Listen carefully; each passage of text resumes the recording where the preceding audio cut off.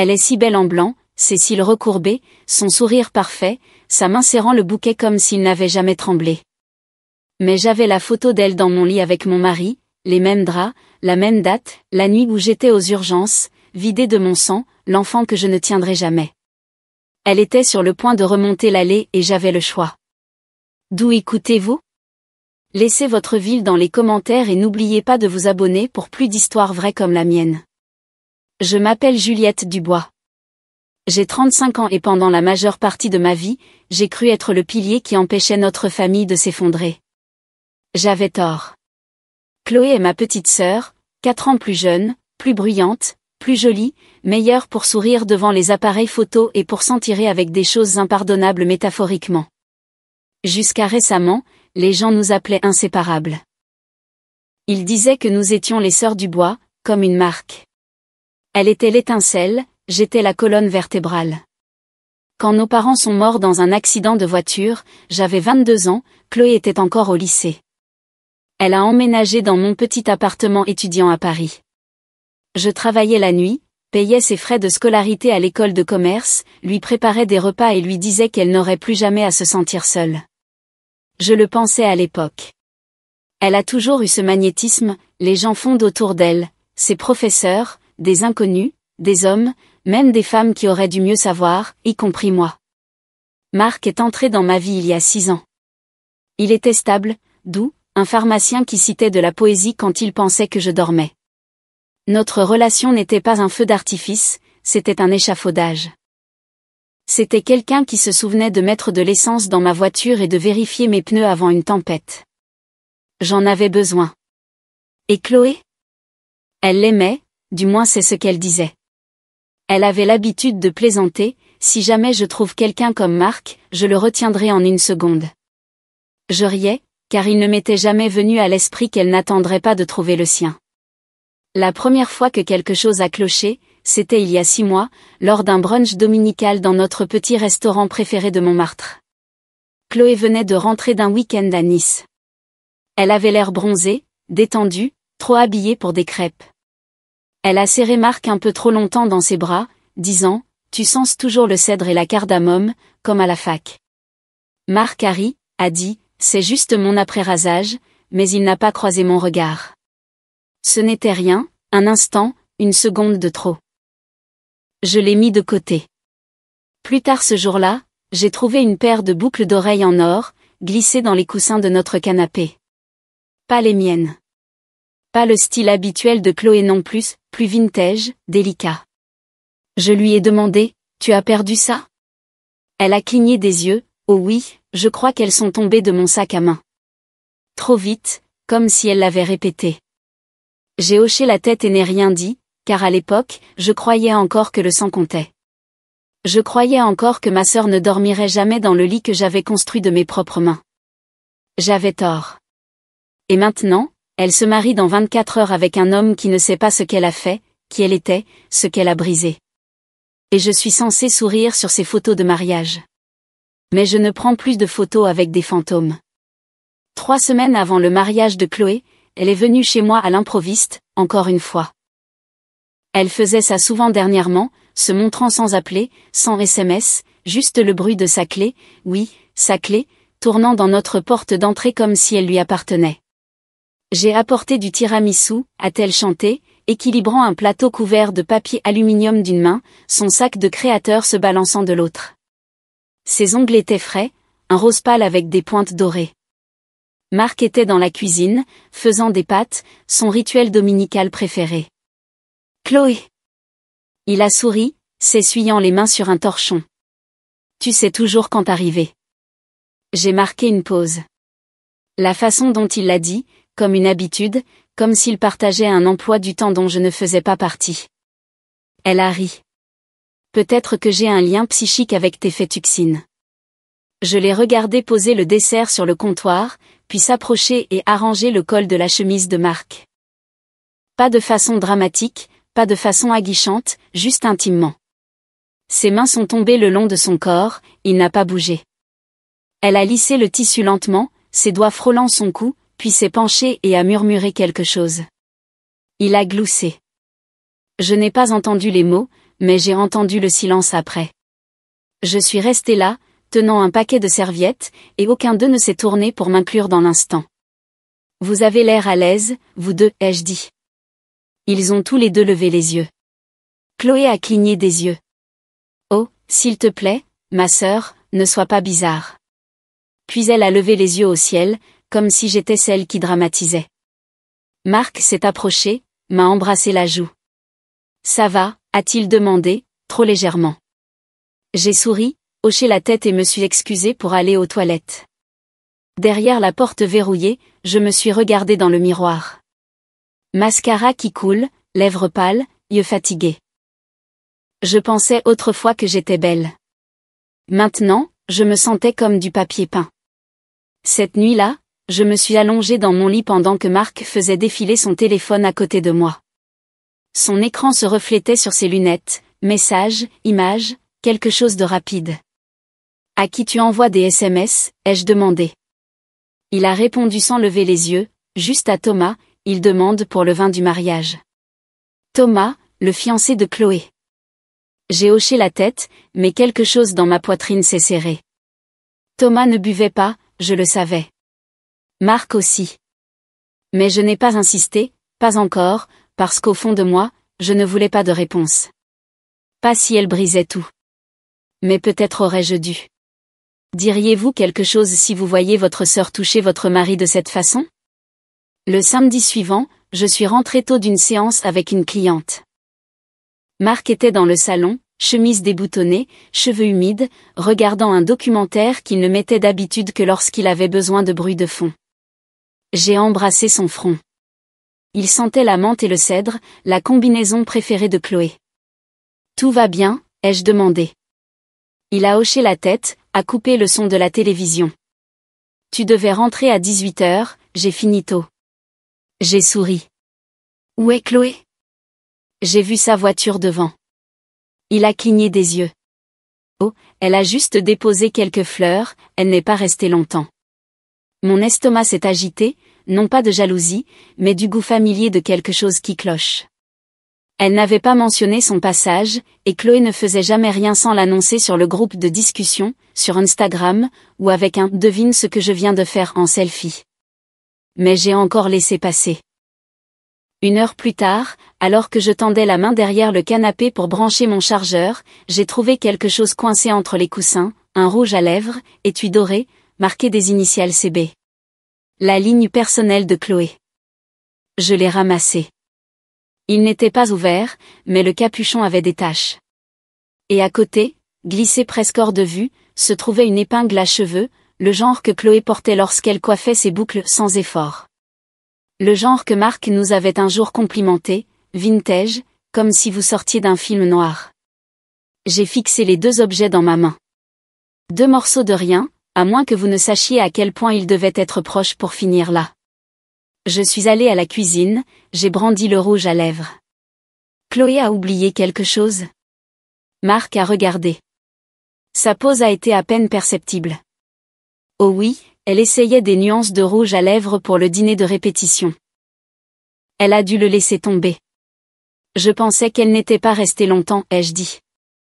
Non, elle n'est pas restée. 5 minutes maximum. Il n'a pas croisé mon regard, et je n'ai pas insisté. Parce que quand vous commencez à creuser, vous feriez mieux d'être prête pour ce qui va ressortir. Cette nuit-là, Chloé a envoyé un SMS. Tu peux apporter mon gloss CBOR à la dégustation demain ? Je l'ai laissé dans mon sac, je crois. J'ai fixé l'écran. Dans son sac ? Pas sous mon canapé. Donc soit Marc mentait, soit Chloé, soit les deux.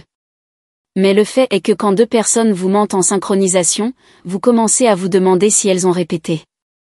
Et pire, depuis combien de temps elles pratiquent sans vous ? Devrais-je vérifier ces messages ? Ou cela ferait-il de moi la méchante ? C'est arrivé par accident, comme la plupart des choses qui changent votre vie. J'essayais d'envoyer un mood board par AirDrop de mon iPad à celui de Chloé. Nous étions assises côte à côte dans son atelier, finalisant les fleurs pour la réception. Elle a reçu un appel et est sortie, laissant son iPad déverrouillé. Je n'avais pas l'intention de fouiner, mais quand j'ai tapé sur le mauvais dossier, quelque chose est apparu, des photos étiquetées au voyage Nice privé, datées d'il y a 3 mois. Le week-end où Marc a dit qu'il était à Nice. Le même week-end où je me suis retrouvée aux urgences, avec des crampes, saignant seule dans une chemise d'hôpital, pendant qu'il m'envoyait un SMS. Désolé, chérie, juste une intoxication alimentaire.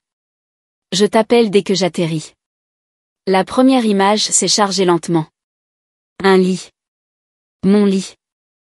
La parure de drap vert que j'avais acheté au Portugal, encore légèrement froissée sur les bords. Un bras d'homme. Celui de Marc, courbé derrière le dos de Chloé. Elle souriait à la caméra, rouge à lèvres à moitié effacées, épaules dénudées. Les boucles d'oreilles en or qu'elle avait perdues quelques semaines plus tôt, scintillant sous la lampe de chevet. Et en arrière-plan, je l'ai vu, mon livre, celui que je gardais sur la table de nuit, ouvert à la même page cornée que j'avais lue la semaine précédente. Ma gorge s'est nouée. Ce n'était pas un hôtel. Ce n'était pas Nice. C'était ma chambre. La photo suivante était pire, Chloé sur le ventre, Marc à moitié endormi derrière elle, sa main courbée sur la courbe de sa hanche. Et une légende en dessous, écrite par elle, pas mal pour une petite sieste. Mes doigts se sont engourdis, non pas de choc, mais de clarté. Le genre qui craque comme le gel sous la pression. Je suis sortie du dossier, j'ai transféré 2 images sur mon téléphone. J'ai supprimé la demande AirDrop. Chloé est revenue. Ça a marché, a-t-elle demandé en sirotant un smoothie vert. J'ai souri, j'ai hoché la tête et j'ai dit, tout est prêt. Elle m'a embrassé la joue en partant, comme si rien ne s'était passé. Mais quelque chose s'était passé, quelque chose d'irréversible. Et maintenant, j'avais la preuve, glaçante, indéniable, encadrée dans mes draps, dans mon silence. Les confronteriez-vous? Ou attendriez-vous qu'elle soit vêtue de blanc? Je n'ai pas pu dormir cette nuit-là, pas même avec les pilules que Marc m'avait une fois prescrites pour ces nuits où votre esprit ne s'arrête pas de bouger. Mon esprit ne bougeait pas, il était gelé, répétant les mêmes 2 images encore et encore, jusqu'à ce qu'elles se brouillent en un bruit. Je suis sortie du lit et je me suis assise sur le sol de la cuisine, pieds nus, le dos contre le frigo. Et je me suis souvenue de la pire nuit de ma vie, il y a 3 mois. La douleur a commencé vers 23 heures, aiguë, profonde, anormale. Je pensais que c'était juste des crampes. J'ai essayé de respirer à travers, mais quand le saignement n'a pas cessé, je me suis conduite aux urgences seule. Marc était à Nice. Chloé avait proposé de rester chez moi, juste au cas où quelque chose ne va pas. À 2 heures du matin, alors que j'étais allongée dans ce lit stérile sous une lumière fluorescente froide, un message est arrivé, Chloé, je suis toujours chez toi, je viens d'allumer ta bougie à la lavande. J'espère que ça t'aidera quand tu rentreras. J'avais tenu à ce SMS comme à une bouée de sauvetage, je m'étais dit que je n'étais pas seule, que ma sœur m'attendait. Mais maintenant, je savais qu'elle était dans mon lit avec mon mari, respirant ma bougie pendant que je me vidais de mon sang, l'enfant que nous disions tous vouloir. Je n'ai pas pleuré. J'ai juste regardé l'aimant du frigo avec la liste de courses que Chloé avait griffonnées quelques semaines plus tôt, lait d'amande, carré au citron, shampoing. L'amour ne meurt pas toujours avec un cri. Parfois, il s'échappe comme un soupir silencieux après trop de mensonges. Le lendemain matin, j'ai emballé les photos dans une simple enveloppe. J'ai écrit 2 mots sur le devant, pour la marier. Puis je l'ai placée dans ma table de chevet. Non pas parce que j'étais prête, mais parce que j'avais besoin de me rappeler que je n'étais pas folle. Je n'étais pas dramatique, je n'imaginais rien. Ils étaient réels. La trahison était réelle. Et la femme qui allait remonter l'allée ce week-end n'était plus ma sœur. C'était une étrangère, portant mon rouge à lèvres et appelant ça de l'amour. Détruisez-vous son mariage ou laissez-vous le karma faire le travail? L'appel est arrivé juste après minuit. J'ai failli ne pas répondre, mais quelque chose en moi voulait entendre sa voix. Salut, a murmuré Chloé, comme si le silence était sacré. Je sais que tu as été distante, mais j'ai besoin de toi demain. Je n'ai rien dit. Elle a continué, je ne peux pas remonter cette allée sans toi. Tu es ma seule famille, Juliette, tu l'as toujours été. J'ai fixé le plafond, comptant les fissures au-dessus du ventilateur. Puis j'ai menti, doucement, calmement, je serai là. Elle a expiré comme si je lui avais donné de l'oxygène. Merci. Je savais que tu viendrais. Tu es la personne la plus forte que je connaisse. J'ai souri. Elle n'a pas entendu le clic de mon imprimante crachant des copies des photos. Elle ne m'a pas vu les glisser dans une enveloppe gris pâle, une qui correspondait aux pochettes de ces demoiselles d'honneur. Elle ne savait pas que j'avais passé la dernière heure à écrire une note dans la même écriture bouclée que j'utilisais autrefois pour contrefaire la signature de maman sur les formulaires de sortie scolaire, pour quand la robe ne te protège plus. J'ai scellé l'enveloppe, l'ai glissée sous la table des cadeaux, étiquetée avec son nom calligraphié en or. Puis je suis entrée dans le placard et j'ai choisi une robe de la couleur de la cendre. Si elle me voulait à son mariage, très bien. Je viendrai non pas comme sa sœur, mais comme son jugement. Le matin du mariage de Chloé, le ciel était bas sur Aix-en-Provence. Les nuages restaient comme un souffle retenu trop longtemps, immobile, en attente. Je suis restée devant le placard pendant près de 10 minutes, touchant le tissu, cherchant le silence. Pas de blanc, pas de rose. Rien de joyeux ou de doux. J'ai choisi le gris ardoise, épaules structurées, légère taille cintrée. Il ne disait pas la joie et il ne disait pas le chagrin. Il disait, je vois tout. J'ai attaché mes cheveux en arrière, baume à lèvres transparent, un peu de poudre, pas de mascara. Je ne voulais aucun risque de bavure. Dans mon sac, téléphone, menthe, chargeur de secours et une enveloppe, grise mat, non scellée. À l'intérieur, les photos, la vérité et une seule ligne écrite au stylo noir, pour quand la robe ne te protège plus. Je suis arrivée sur les lieux avant midi. La chapelle en verre était nichée au fond de la forêt, entre des bouleaux et des fleurs sauvages soigneusement arrangées. Cela ressemblait exactement à son tableau Pinterest. Presque trop parfait. Chloé a toujours dit qu'elle voulait se sentir comme une reine des bois. Je me suis demandé si les reines devaient affronter la foule une fois l'illusion brisée. Personne ne m'a remarqué, ce qui me convenait parfaitement. À l'intérieur, les fleuristes se disputaient sur le placement des roses, le photographe ajustait la lumière, quelqu'un du traiteur m'a tendu une flûte d'eau de concombre avant de réaliser que je ne faisais pas partie de l'équipe de planification. Je me suis dirigée vers la suite nuptiale. La pochette de Chloé était sur la coiffeuse, monogrammée CJ, entourée de rouge à lèvres et de sachets de lavande. Je n'ai pas hésité. J'ai glissé l'enveloppe sous son miroir compact. Elle se fondait dans les ombres, élégante, silencieuse, mesurée. Puis j'ai quitté la pièce avant le retour de la maquilleuse. Le couloir était tapissé de photos de Chloé et Thomas, riant dans des vignobles, câlinant des chiots, posant devant des rideaux blancs et des toiles de fond louées. Tout n'était que fantaisie, tout n'était que brouillard. En bas, les invités avaient commencé à arriver. Des rubans dorés dansaient entre les rangées de sièges. Et puis je l'ai vu. Marc. Debout seul près de la deuxième rangée, ajustant ses poignets, comme si la nervosité pouvait s'échapper par les plis. Nos regards se sont croisés. Il s'est approché, lentement, prudemment. Je ne pensais pas que tu viendrais, a-t-il dit. J'ai souri juste assez. Pourquoi pas? C'est la famille. Il m'a regardé plus longtemps que nécessaire, comme s'il attendait une faille dans mon visage, comme s'il s'attendait à de la rage ou au moins du chagrin. Mais je ne lui ai rien donné, juste un souffle régulier et un silence qu'il ne pouvait pas décoder. Il a cherché des failles, je ne lui en ai donné aucune. La cérémonie a commencé à exactement 15h07. Chloé n'était jamais du genre à être à la mode en retard. Elle aimait que le monde l'attende, mais juste assez. Des murmures ont parcouru la salle alors qu'elle entrait. Sa robe était en dentelle ivoire, à manches longues, ajustée comme une seconde peau. Son voile flottait derrière elle comme un second fantôme. Le quatuor jouait quelque chose de lent et cinématographique. L'allée scintillait sous la verrière. Même les oiseaux à l'extérieur de la chapelle semblaient retenir leur souffle.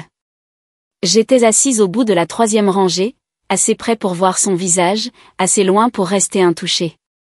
Elle tenait un bouquet de renoncules blanches, ses préférées, m'avait-elle dit un jour.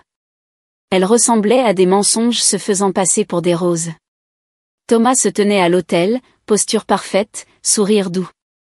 Il ressemblait à la promesse qu'elle avait toujours voulu. Mais ce n'était pas Thomas qu'elle a regardé quand elle a atteint le devant. C'était Marc. Pendant une demi-seconde, rapide comme un clignement de yeux, leurs regards se sont croisés. Et dans ce regard, je l'ai vu, la reconnaissance, la familiarité, un code qu'ils pensaient être les seuls à comprendre. Mais je l'ai compris aussi, maintenant. Les vœux furent brefs. La voix de Chloé trembla juste assez pour paraître sincère. Thomas l'embrassa comme s'il voulait dire pour toujours. Les invités applaudirent, le quatuor accéléra le tempo. L'air sembla se soulever. À la réception, les tables scintillaient de couverts dorés et de flûtes en cristal. Chaque serviette était pliée en rose, chaque assiette arrangée comme un tableau. Les discours commencèrent. Sa meilleure amie, témoin, raconta des histoires de secrets de collège. Leur nouvelle belle-mère porta un toast à la loyauté, la patience et la grâce. Chloé tamponna le coin de son œil avec un carré de lin. Puis quelqu'un me tapota le bras. « C'est votre tour, murmura Théon. Je ne tressaillis pas. Je m'avançai lentement, pris le micro. Chloé me sourit, tendue, pleine d'espoir. En test. Je ne lui rendis pas son sourire. Chloé, dis-je, a toujours été une femme qui obtient ce qu'elle veut. Des rires doux. Quand nous étions enfants, elle volait le dernier biscuit, puis me convainquait que je l'avais mangé moi-même. Plus de rire, plus fort cette fois. Elle était magique, elle l'est toujours. Mais la magie, comme nous le savons, a des conséquences. La salle se tut, même les couverts s'arrêtèrent. Elle m'a dit un jour que l'amour n'est que de l'attention portée assez longtemps pour ressembler à de la dévotion. Je ne la croyais pas alors. Je me tournai. Thomas était assis, verre à moitié levé. Je m'approchai, posai délicatement la pochette monogrammée devant lui. Elle l'a laissée en coulisses, dis-je. Puis je descendis de l'estrade. Je ne regardais pas Chloé, je n'en avais pas besoin. Le compte à rebours avait déjà commencé. J'avais juste atteint le bord de la pièce quand j'entendis le fermoir s'ouvrir, doux comme un secret qui se dévoile. Thomas se pencha en avant, curieux, calme, comme le font les gens quand ils pensent encore que le pire appartient à quelqu'un d'autre. Il sortit l'enveloppe de la pochette, la déplia et cessa de respirer. Photo 1, Chloé dans mes draps de lit, sourire suffisant, les boucles d'oreilles en or qu'elle avait perdues, scintillant près de sa clavicule. Photo 2, la main de Marc sur sa hanche, son alliance toujours visible. Photo 3, légendée de l'écriture de Chloé, pas mal pour une petite sieste. Thomas fixa les images comme si elles étaient des armes. Et elles l'étaient. Son visage se vida, non seulement de sa couleur, mais de son récit. L'histoire dans laquelle il pensait se trouver, disparut. Quelqu'un près du projecteur Alta. Ils avaient ouvert la clé USB, synchronisée à l'écran audiovisuel. Chloé avait dû utiliser le même fichier plus tôt pour le diaporama du mariage. Mais ce n'étaient pas des photos de bébé ou de premier rendez-vous. C'était une trahison, brute et datée. Les images remplirent le mur derrière la table d'honneur, 3,5 mètres de haut, indéniable. Des halètements traversèrent la pièce comme des coups de feu. Des chaises reculèrent, des fourchettes s'entrechoquèrent, un verre tomba, se brisa. Chloé se retourna, vit et s'effondra. Ses genoux frappèrent le sol avec un bruit sourd. Son bouquet s'éparpilla comme des os. Thomas se leva. Il ne cria pas, n'accusa pas. Il se tourna simplement vers elle, voix stable, « C'est pour ça que tu as pleuré pendant tes vœux ?» Chloé ouvrit la bouche. Rien n'en sortit. Marc fit un mouvement pour s'avancer, puis se ravisa. Il me regarda un instant. Je soutins son regard, imperturbable. Il n'y avait plus rien à dire. Personne n'appela mon nom, personne ne m'arrêta. Je sortis par les portes d'entrée, le long du chemin de gravier, dans l'air froid du printemps. Le son derrière moi s'estompa, musique de mariage, halètement, chaos. Je sortis une cigarette de mon manteau, l'allumai. Je ne fumais pas, je la tins juste, laissant le vent mordre ma peau, laissant le silence me presser à nouveau. Elle me voulait là. Je suis venu et je suis parti comme sa tempête. Thomas ne cria pas, il n'exigea pas d'explication ni n'appela quelqu'un pour éteindre l'écran. Il descendit simplement de l'estrade, lentement, comme si son corps venait de se souvenir de la gravité. Chloé était toujours au sol, son voile tordu autour de son poignet, essayant de se lever mais prise dans sa propre robe. Il passa devant elle, s'arrêta à 60 centimètres, leva sa main gauche et retira la bague de son doigt. Elle haleta. « Thomas, attends, s'il te plaît, je... » Il leva sa paume, silencieux, définitif. « Ce n'est pas un malentendu, dit-il, la voix aiguë mais calme. C'est qui tu es. » Un murmure parcourut la foule comme de l'électricité. Les téléphones furent abaissés. Les gens se figèrent sur leurs sièges, craignant de respirer trop fort. Chloé griffa son corsage, comme si arracher la vérité de la dentelle pouvait défaire ce qui était fait. Ça ne voulait rien dire, balbutia-t-elle. C'était avant Thomas, avant que nous devenions sérieux. Thomas la coupa. Sa voix ne monta pas, elle n'en avait pas besoin. J'étais sérieux au moment où j'ai demandé la bénédiction de ton père. Un murmure d'accord ondula des premières rangées, où sa famille était assise dans un silence raide. Quelqu'un toussa, un verre de vin bascula. Personne ne le ramassa. Marc fit un pas en avant. Thomas, mon ami, ce n'est pas juste, tu ne sais pas tout. Thomas se tourna si vite pour couper l'air. Je sais que ce n'était pas ton lit, il ne s'y a pas, et je sais qu'elle n'était pas ta femme. La mâchoire de Marc se contracta. Il ouvrit la bouche, puis la referma. Les employés s'échappèrent par la porte latérale. Une femme près du buffet murmura quelque chose à son partenaire, qui lui tira le bras et la suivit. Les sorties devinrent plus lourdes de pas. Chloé se leva enfin. Son mascara avait commencé à couler sur ses cils inférieurs. Elle ressemblait moins à une mariée et plus à une femme surprise en train de jouer à se déguiser dans le fantasme de quelqu'un d'autre. Je ne voulais rien gâcher, murmura-t-elle, mais personne ne répondit. Même le fleuriste resta immobile, un ruban à la main, oubliant de nouer le bouquet final. Chloé regarda Thomas à nouveau. Il ne bougea pas. Elle se tourna, me cherchant, mais j'étais partie. Juste une ombre au bord de son histoire. Et ce fut la dernière fois que je les vis dans la même pièce. Le lundi matin, les photos étaient partout. Quelqu'un avait filmé le projecteur. Un autre avait diffusé en direct le moment où Chloé avait laissé tomber son bouquet. TikTok a fait ce que TikTok fait. Le hashtag marié en fugue était en vogue. À midi, la catastrophe de la chapelle de verre a fait la une des journaux locaux. Avant le dîner, Chloé a fermé son Instagram.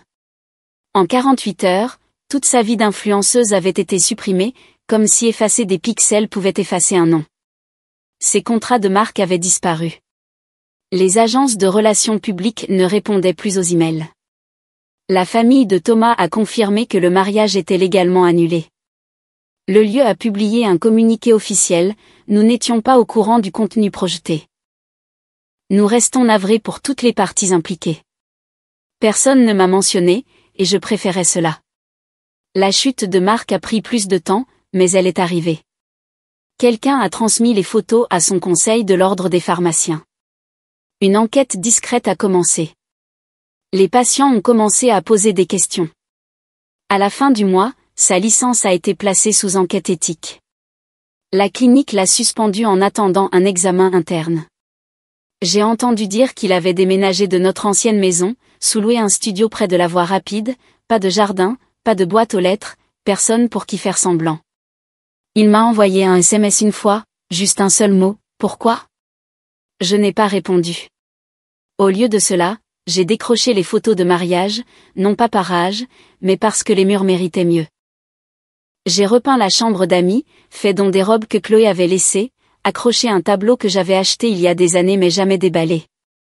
Il montrait une femme debout dans une tempête, la robe trempée, les yeux clairs. Une semaine plus tard, mon ancienne cliente Angèle, une conseillère en deuil, m'a appelé. J'ai vu la vidéo, a-t-elle dit avec précaution. Je voulais juste dire que je comprends. Vous n'avez pas explosé, vous avez démantelé. J'ai laissé ce mot infuser, démanteler. Cela ne ressemblait pas à de la destruction, cela ressemblait à de la clarté. Je ne sais pas où Chloé est allée. Les rumeurs disaient la montagne, d'autres murmuraient Paris. Mais peu importe, car où qu'elle soit, son nom porte désormais quelque chose qu'elle ne peut pas effacer. Et Marc? Il ira bien. Les hommes comme lui trouvent toujours un moyen de survivre. Mais moi, je ne survis pas. Je reconstruis, une limite, un silence, un choix à la fois. Ils ont essayé de m'effacer en tant qu'épouse, en tant que sœur, en tant que témoin. Mais je suis toujours là.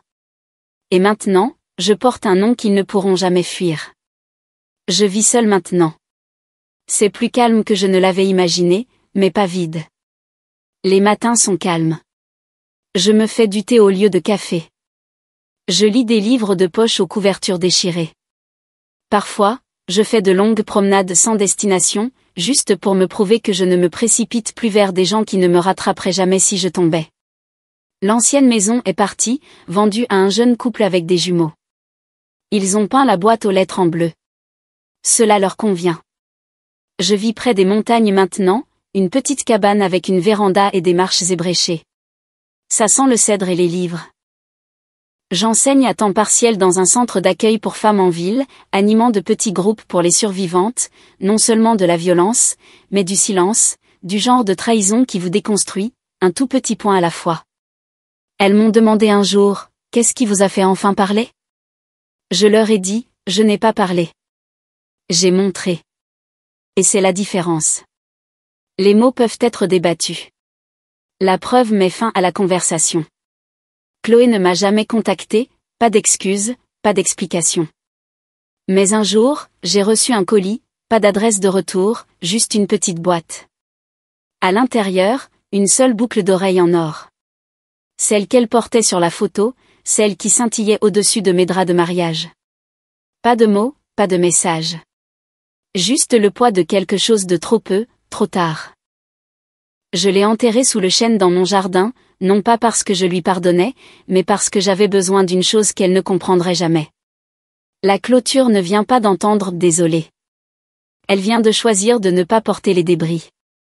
Certaines nuits, je me réveille encore à 2 heures du matin, mon corps se souvenant de choses que mon esprit a cessé de rejouer.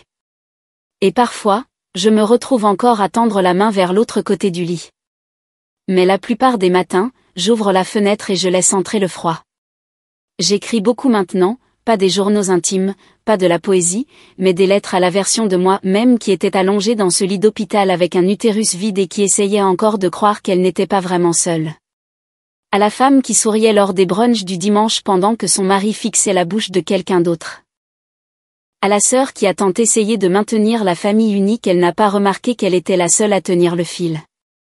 Je lui écris pour qu'elle n'oublie jamais, tu n'étais pas folle, tu n'étais pas trop, tu n'étais pas dramatique.